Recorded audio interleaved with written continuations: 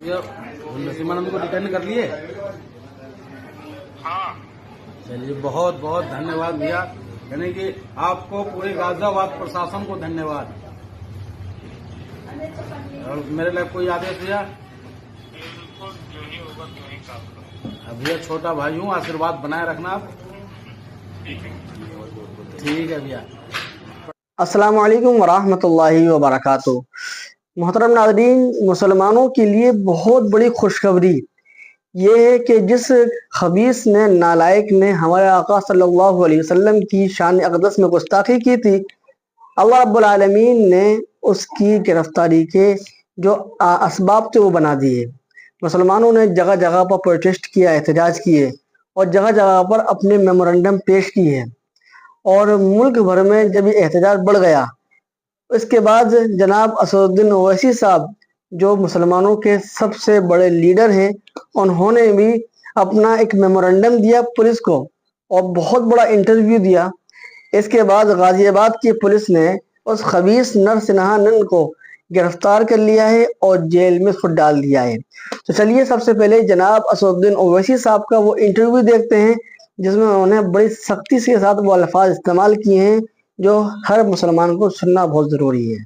Video clip आप अपनी screen पर देख सकते हैं। जमायम पार्टी की तरफ से हमारे पार्टी के एमएलएज, एमएलसीज और मैं खुद कमिश्नर पुलिस हैदराबाद जनाब CV आनंद साहब से हम मुलाकात किए और उनसे हम एक रिटर्न रिप्रेजेंटेशन दिए, जिसमें हम कमिश्नर पुलिस हैदराबाद से ये डिमांड करे हैं कि एक यती नरसिंहानंद है जो दासना गाजियाबाद के टेम्पल के प्रीस्ट भी हैं, वहाँ पे रहते भी हैं। उन्होंने अपने एक वीडियो में, एक स्पीच में उन्होंने prophet Muhammad peace be upon him सल्लल्लाहु अलैहि वसल्लम के बारे में बकवास और अनाप शनाप और डिरोगेटरी और ऑब्नॉक्शियस लैंग्वेज और हाईली कंडेमनेबल अल्फाज का इस्तेमाल किया प्रॉफिट मोहम्मद सल्लल्लाहु अलैहि वसल्लम के बारे में।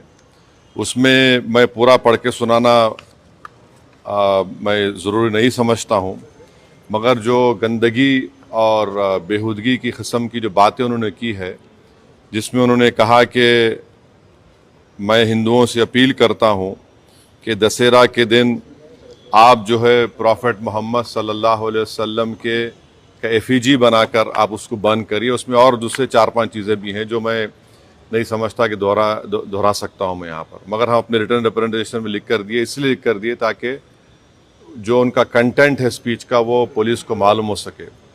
आप लोग जानते हैं कि ये यती नरसिंहानंद इससे पहले भी हेट स्पीच में अरेस्ट हुए, जेल को गए और उनका एक बेल का कंडीशन ये भी है कि वो दोबारा इस तरह की बकवास नहीं करेंगे।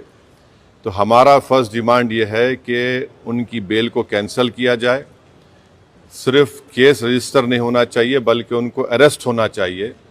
और हम लोग हमारे रिप्रेजेंटेशन में सुप्रीम कोर्ट के उस जजमेंट का कोटेशन भी दिए जो सुप्रीम कोर्ट ने, honourable supreme court division bench ने सिविल नंबर 943/2021 में कहा कि सुप्रीम कोर्ट ने कहा कि सो मोटो एक्शन लेना जब कभी कोई हेट स्पीच देता।